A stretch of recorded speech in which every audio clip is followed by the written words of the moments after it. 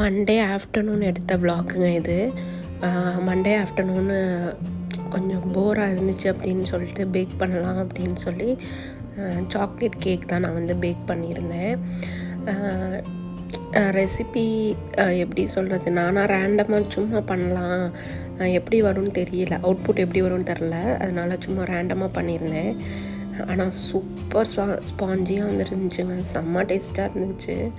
என் husband பர்த்டேக்கு இதுக்கு முன்னாடி நான் ஒரு கேக் போட்டிருந்தேன். அதை விட இது ரொம்பவே சாஃப்டாக ரொம்ப சூப்பராக வந்துச்சு. நான் வந்து இது குக்கரில் தான் பண்ணேன்.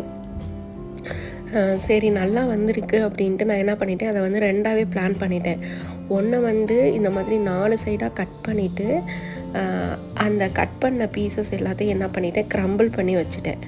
இதை வந்து நடுவில் கட் பண்ணி விப்பிங் க்ரீம் வந்து மிச்சம் இருந்துச்சுன்னா நம்ம வந்து இது பண்ணிடுவோம், பேஸ் மாதிரி கொடுத்து இங்கே ஹஸ்பண்டோட ஃப்ரெண்ட்ஸ் எல்லாம் இருக்காங்க, அவங்களுக்கு நம்ம ஷேர் பண்ணிக்கலாம் அப்படின்னு சொல்லிட்டு அப்படி யோசித்து வச்சுருந்தேன்.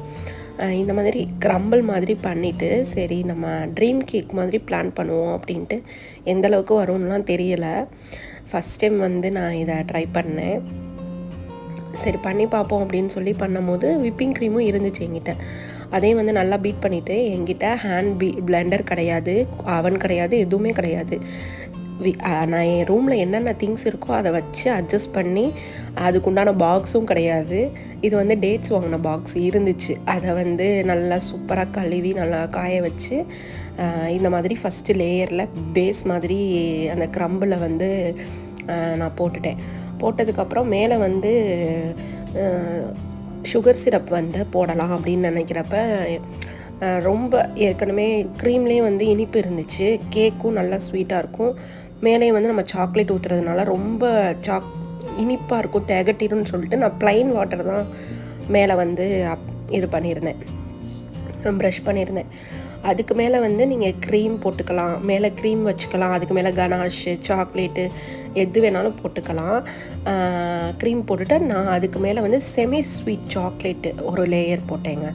லேயர் போட்டோன்னே இது வந்து எப்படின்னா நல்லா ஹார்டாலாம் ஆகாது, கொஞ்சம் நம்ம ஸ்கூப்பியாக எடுத்து சாப்பிட்ற மாதிரி தான் இருக்கும். நம்ம ட்ரீம் கேக் வந்து நம்ம உடச்சிட்டு நம்ம எடுத்து சாப்பிடுவோம்ல, அந்த மாதிரி வராது. இது வந்து இந்த மாதிரி ஸ்கூப்பி கன்சிஸ்டன்சியில் தான் இருக்கும். ஏன்னா எங்களுக்கு இப்படி தான் பிடிக்குங்கிறதுனால நான் வந்து சாக்லேட்டு லெவலை வந்து கொஞ்சம் அதிகப்படுத்தி க்ரீமை கம்மி பண்ணதுனால இந்த மாதிரி எனக்கு ஸ்கூப்பியாக வந்துச்சு. ரொம்ப நேரமும் நான் வந்து ஃப்ரிட்ஜில் செட் பண்ணேன்.